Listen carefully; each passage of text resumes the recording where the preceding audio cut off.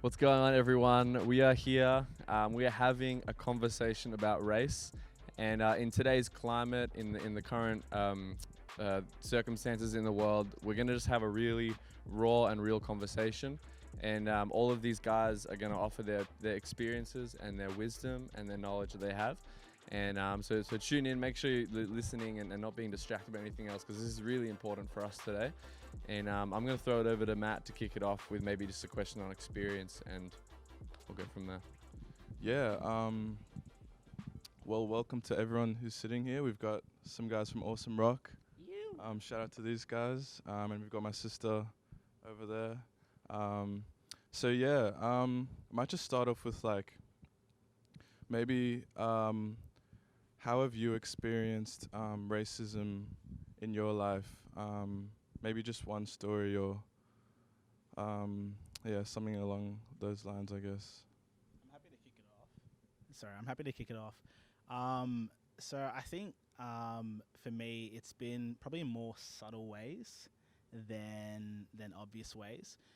So I guess a classic example I can think of is just in primary school using coloring pencils to color in, and then a kid might be like, "Hey, pass the skin colored pencil," and now I'm in a dilemma because it's like, okay, are you talking your skin or my skin? But I think just and even with the teachers as well, the general conception that a skin colored pencil was a pencil that would represent someone who was white. But for me, it's like, well, it's actually not how I would see a skin colored pencil. So I think that's probably, and not something that's intentionally like done, not something that's intentionally seen as racist, I guess you would say, but just something that I would always think about, question. Did affect me a little bit, not like too much, but I think just a way of how, I've experienced that subtly, and I guess I'm not too sure if anyone else has a similar experience growing up, but that's something I can think of. Yeah, I'll go. What's up, yo? Name's Jesse. For all of you guys who don't know, I say my first experience with um, racism, I guess, would be at a young age, looking at like kindergarten. I remember my parents telling me a story of me coming home in tears, just bawling my eyes out because somebody at school said that I was not a white kid. I was pretty fair when I was young, so I thought I blended in pretty well. And until that point, I didn't really see it. But then just having my bubble burst that, hey, you different, kind of shook me a bit. Um, but yeah, I'd say for me, the whole issue on race and whatever, as like where I'm at right now, it's pretty different. Like, I think it's a choice the way you choose to see people. But my earliest engagement with the perception that okay, we are not all the same, just based on our skin color, yeah, was that, and I'd say felt pretty left out from that moment. But yeah, I, I'd say that's it.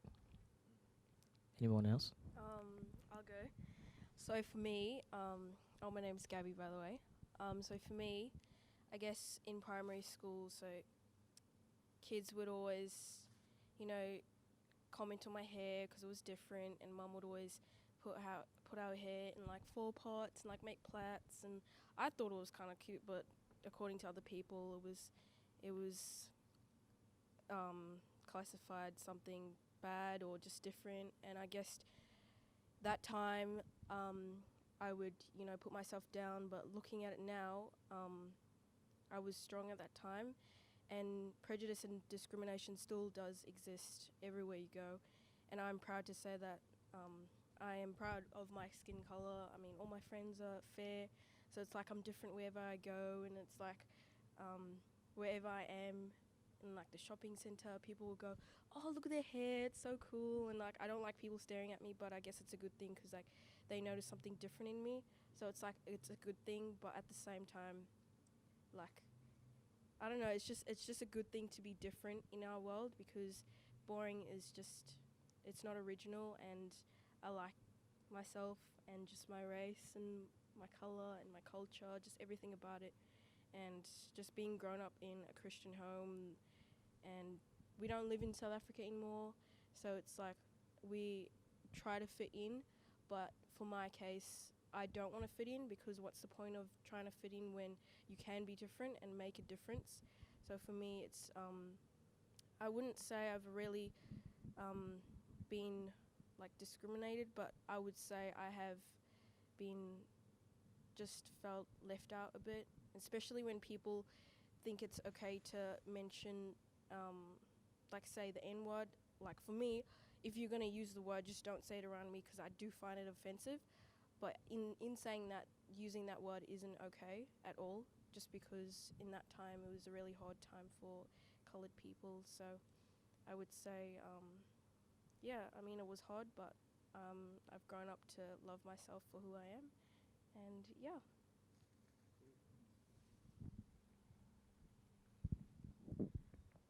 I think for me, the kind of like earliest thing of like racism, and I would say the biggest, because it's still stuck with me, is when we had just I was 11 when we moved from Cape Town to Sydney, and I started school, primary school, and I was in year 6, and we had an assignment where we had to focus on Indigenous Australians and kind of learn more about their history, and we had to do it in groups. And one of the girls that I was paired with, she said, well, you should just do the whole thing.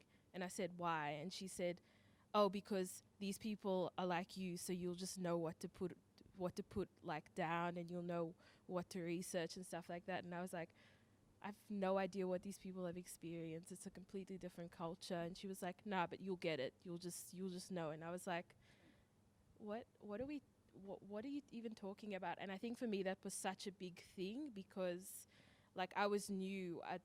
This was a new environment. I was around new people, like different culture, and she just like didn't get it. And I think that was a tough thing for me, because then that's the moment where I was like, okay, like people don't understand that just because we all may have similar skin tones, we're not the same. We come from different cultures. So that would probably be, one of my biggest experiences. Cool. Yeah, I think for me, one of my biggest experiences was actually in high school. I think, high school, like I had all my friends and stuff. But I guess like the way I would experience racism was like very much in like jokes and like, like comments and stuff. It would just be like comments like, like stereotypical comments of like, oh, the typical jokes. I don't really have to get into it, but yeah, I would just experience that like probably most days. And like it's I don't know, I never really I didn't want to show that it got to me. And I always used to pretend like it didn't affect me, but like it really did. I think one of the biggest things that another event from that was like just getting like taunted with like the N-word in school, and like seeing if I would react and how I would react. Like that's what my friends would like do. But yeah, I guess it's just in the jokes and the comments, like that's how I would really experience racism in that way. Yeah, that's pretty much me. But yeah. I think like I actually just wanted to pick up something that you said, Jordan, which like, for people in my position, we haven't often experienced racism. And like you were saying just earlier, Jesse, when it's kind of thrown back, it's like it's not systemic, and it's not something that is is seen so often. So it's easy to brush off if someone makes a comment about white people, because it often doesn't actually have an impact on our on how we live or whatever. Like it's just it's a different. It's still not okay, but it's a different ball game, I guess, if is what I'm saying.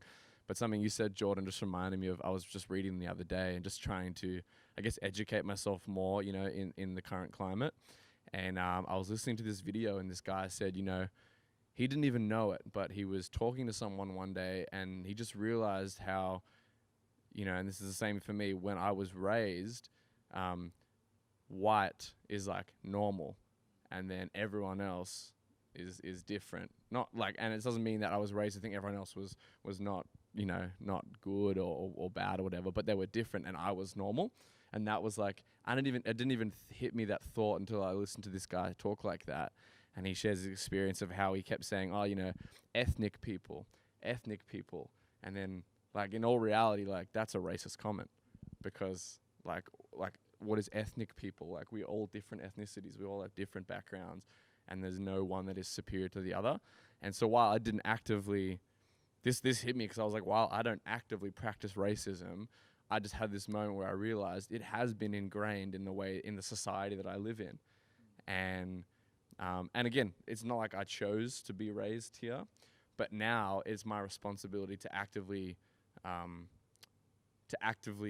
guess, go against some of the things that I've been raised to believe, or that have just become a part of my personality or my character or whatever, that are not okay, thoughts that aren't okay, even if they're subconscious. It's my job, I think, to actively oppose that, and to educate and make myself aware that that's not the reality. Like, normal, white isn't normal, and you can say the same for any other color. Like, none of them are normal. Like, they're all different and they're all unique, and we need to live that way.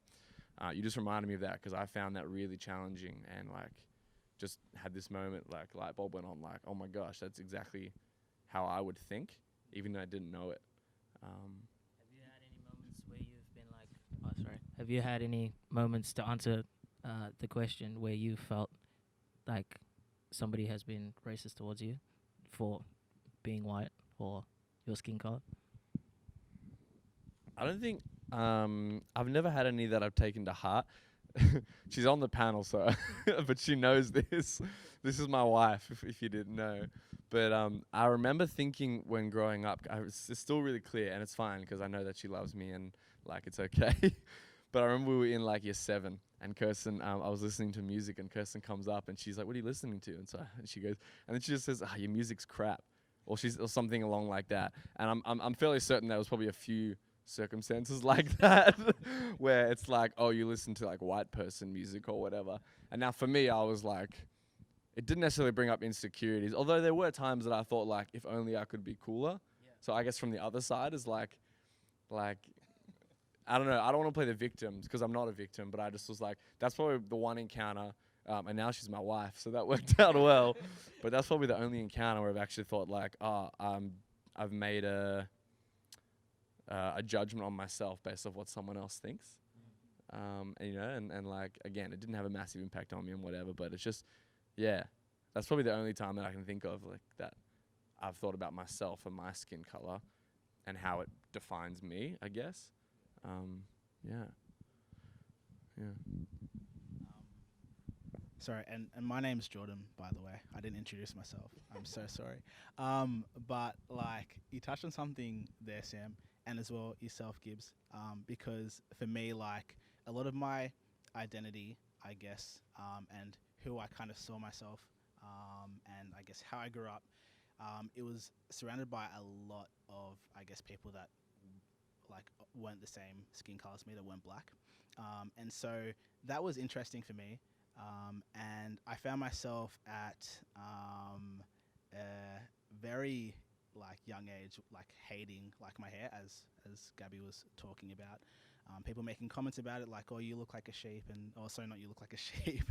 Your hair, it feels like a sheep. It's like this and that, and I hated it. I just wanted my hair to be straight, yada yada. And so I found myself actually straightening my hair just so I could like try and fit in. And I liked it for a bit. I've gone back to curly hair, like, yay, good for me.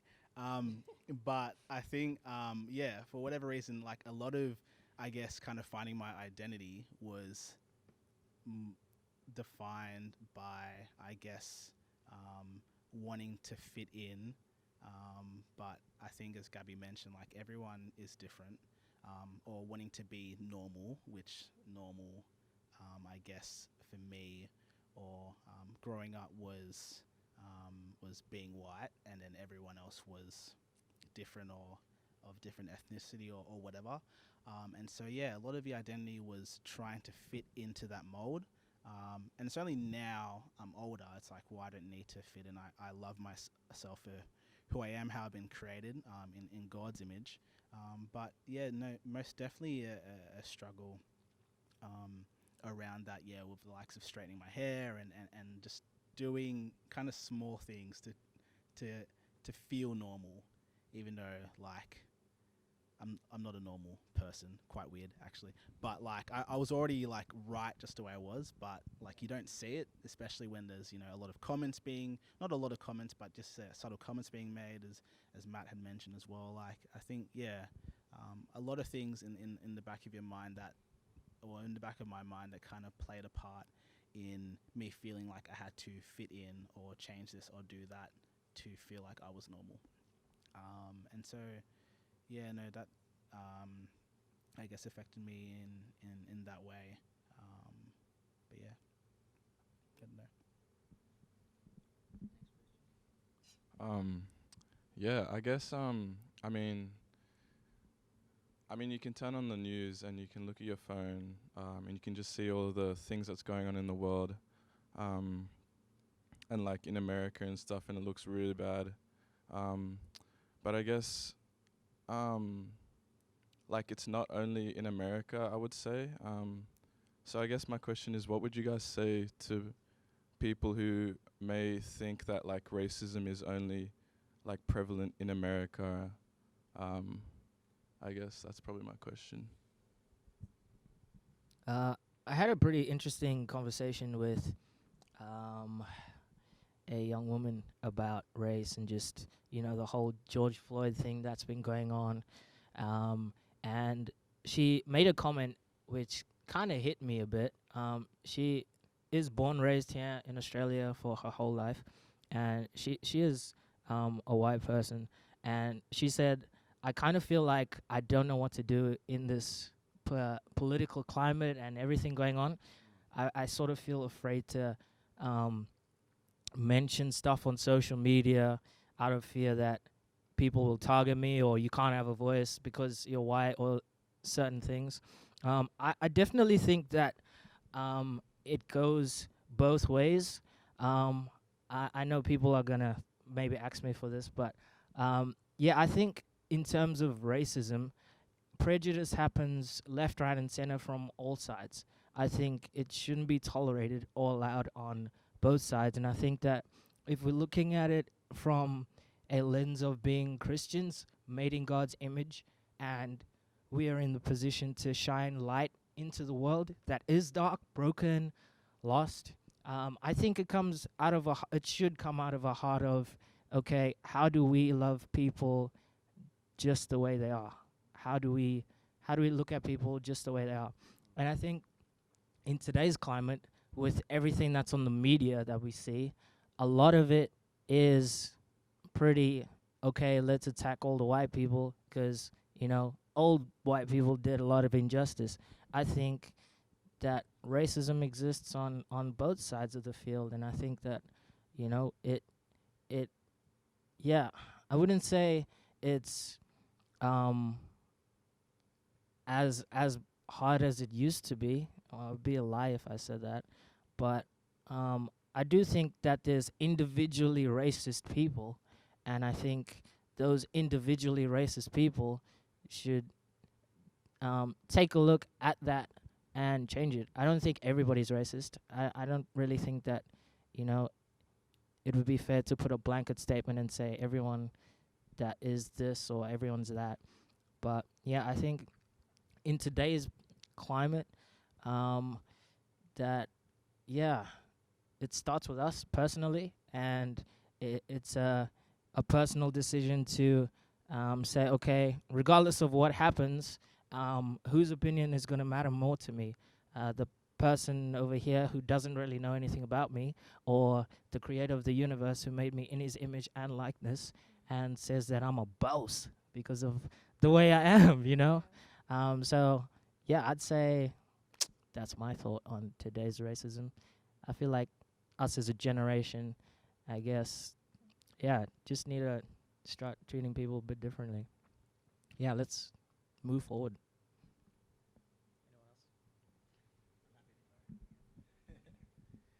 I think, yeah, I think there's, obviously there's America's in the spotlight. I don't think, I can only speak from Australia. I don't think Australia is exempt. But I think now's probably a big time for us as people of different backgrounds to, instead of kind of go against each other, to like unite. I think my biggest worry is a lot of, as Jesse has mentioned, that there's a lot of and I'm going to use the example of white people. Obviously, there's a lot of different backgrounds and stuff, but there's a lot of white people having to feel apologetic for stuff that they may have not have done, or for things that they haven't committed. And unfortunately, at times, it can be a black person tearing them down if they're trying to be apologetic or wanting to understand. And I think, as people going through this journey together, I think we need to unite and be very understanding. Understanding on the side, if you haven't experienced racism, to listen, and then understanding on the side, if you have experienced racism, to be willing to accept whatever apology, or be able to speak openly without tearing someone down or trying to blame it on someone. So yeah, I think we probably have a better part, I guess, in Australia to play around that, just to be open. And I think people play their parts in different ways to kind of combat this. So of course we had a lot of people protesting on the weekend, and like this is not a political debate on whether they should have protested or not, but some people might feel called to protest. That's how they respond to it. That's how they unite. But if someone isn't protesting, it's not a time to tear them down or be like, you're not fighting for it, or you don't care, or this or that. I don't think now's the time to do that. I think, there's obviously other ways that people can show support, people can be there. It could just be a conversation with one person, and that conversation could be the only conversation that person ever has, and it changes them and impacts them. So yeah, there's definitely different ways that we can combat it. And well, I say combat it, but I guess kind of unite to kind of see it squashed. I do think there's a lot of subconscious, I guess, methods of thinking that can be racist, and that's pretty difficult to address. But at least from what we can see, like let's start, uniting, and just having conversations about it, because that's the only way that everyone's going to grow from it, and everyone's going to heal if they've been hurt, or everyone's going to, I guess, understand what it's like to be in the other person's shoes. So yeah. I think just picking up on what you said about it being subconscious, I think it's so true. And what you said too, I don't think people choose to be racist. It's not that. I think it's just the comments people make, and they honestly don't think about it. So, I mean, I don't know if you guys have experienced it, but when you meet someone and they say, "Oh, where are you from?" and then you say, "Oh, I'm from Hornsby," and they're like, "No, where are you from?" Yeah. And they expect you to tell them where you're from, and they're like, "Oh, I didn't." With me, it's like, "Oh, I didn't expect you to be from there. I thought maybe you were like an islander or something," which is fine. But for me, it's just honestly, it's annoying. It's honestly annoying because it's almost like the first thing people want to talk to you about sometimes before they even know your name. That's the first thing they want to know about you, and that's not just who I am. There's more to me than just that. So I think it's unlearning those kinds of things. Like maybe just ask someone their name first before you want to jump into where exactly they're from. I think that's always been a big thing for me. But yeah, then again, I think people do it subconsciously. So I think it's just thinking about what you actually say to someone. And I know for some people it's a conversation starter to say stuff like that. But yeah, maybe just say hi and go from there.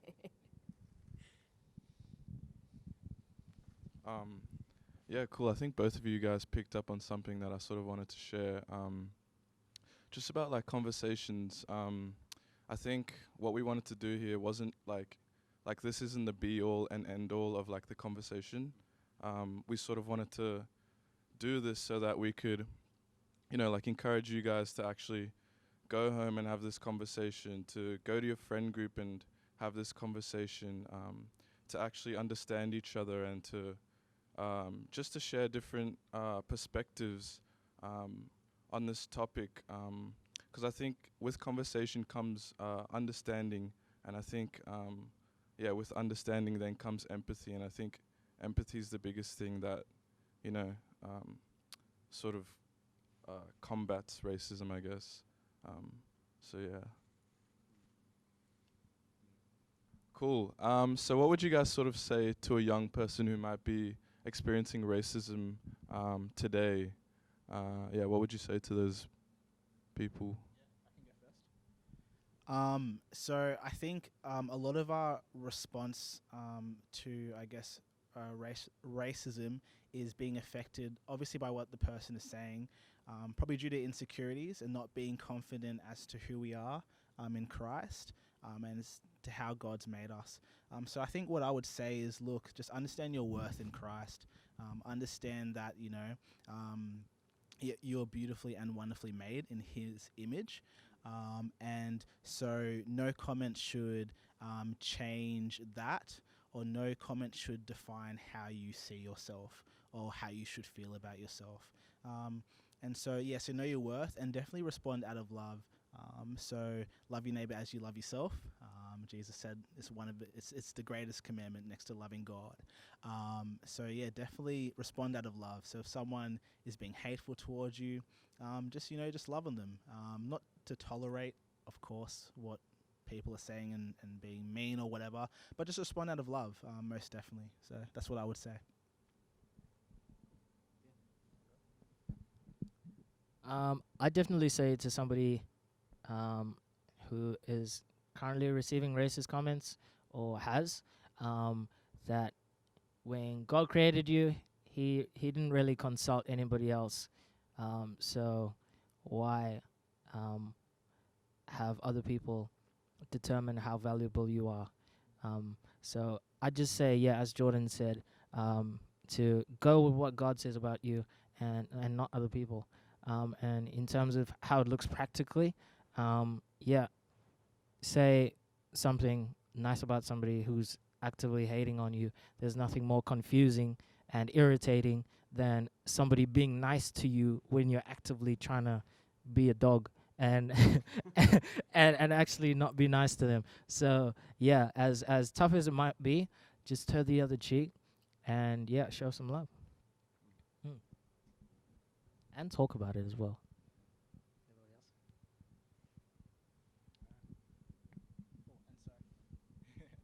And I think as well, don't be a pushover.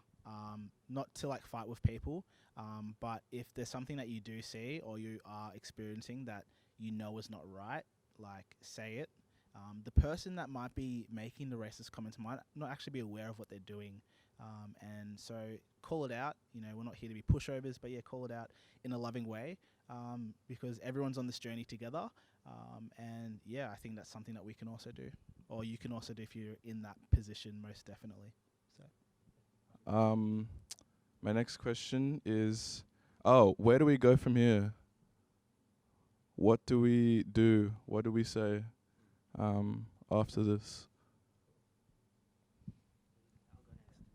You can go first. I think it starts with a conversation. I think it starts with chatting to your friends who experience it, letting them share their thoughts, their experiences, and then discussing how you can maybe change your language, because majority of people would never want to say anything to hurt someone else. They wouldn't like, they wouldn't be, they wouldn't, you wouldn't see a lot of like people being racist on purpose. Like, people just make subconscious comments. So I think it's just talking to your friends, talking about the language they use, and making sure that they have an understanding of your experiences, and kind of what's acceptable and what's not. Like, for example, using the N-word, like Gabby was saying earlier, something like that. I think a lot of people don't talk about it, but it's like, oh, you just shouldn't say it. But people don't understand why they shouldn't say it. So I think, yeah, having those conversations, making it an open conversation, not taking offense to anything anyone is saying. But the most important thing is that all needs to be done in love. You don't want to tear anyone down. You don't want to push people away. You don't want to get angry at people. The whole point is to give people understanding. So I think a conversation is so important. Yeah, I definitely say moving forward, something that's good to start doing is talking good about yourself. I think in terms of the whole racial divide, a lot of it does come out of the understanding that certain people are better than other people. We all have our differences. We all have our strong suits because of the way that we are, but that's no reason to feel like you any less of a person than anyone else. So I think in terms of moving forward, start with yourself first. Encourage yourself on your strong points, and where you feel like you are weak, grow, learn. But in terms of being somebody who's received racist comments, or you are somebody who would say racist comments, yeah, just take a look in the mirror and start with yourself, as Michael Jackson said, and yeah, go from there. Start with your household. If you see it in your household, pull it up. Say something. Yeah, we can be so very quick to change the world, yet not have our own affairs in order. So I definitely say, yeah, check your own heart and then work from there. And also, if you don't love yourself, other people's comments will just break you down. So start loving yourself more and start treating yourself, I guess, out of the way that God sees you. And then, yeah, everybody else's hate won't really matter that much. But yeah, that'll be my moving forward. Yeah, I think in terms of just moving forward from here, I really just been feeling how important it is for us to listen. And are we good? How important it is for us to listen. And, like I saw this thing that just said hurt can't be dealt with until it's heard, or something like that. And I just think that's true. This is a time for us to listen, listening to those who have experienced it, listening to those who know more than you, educating yourself, because until we understand what's actually happening, until we can acknowledge that there's an issue, we can't actually move forward and deal with it. So specifically people in my position, it's time to listen. And like Jesse said, change starts with you. It starts with the individual. It's great to post on social media. It's great to attend protests and whatnot. What's not great is letting it stop there. What matters is what you do from there, and how you change the way you live, how you change the way you speak, how you change the way that you behave, to make sure that you're actually going against racism and making sure that you are fighting for those who experience racism. So the change starts with you, and yeah, I think that's really important. Cool. So we might just wrap it up there. This is a really cool conversation, and I just want to thank the Awesome Rock guys for being a part of it, and my sister, of course. Good job if you guys made it this far. And yeah, we just hope you really take this in, and yeah, just use this going forward. And we might just get Jesse to wrap up for us in prayer, and then cool. Thank you, Father God, for how awesome you have been through this whole season, with everybody coming forward, We just ask that you continue to be with those people who have been victimized, Lord, just to give them peace and comfort, but also to just help us as not only a community and a nation, but globally, Lord, to fix and mend broken bridges.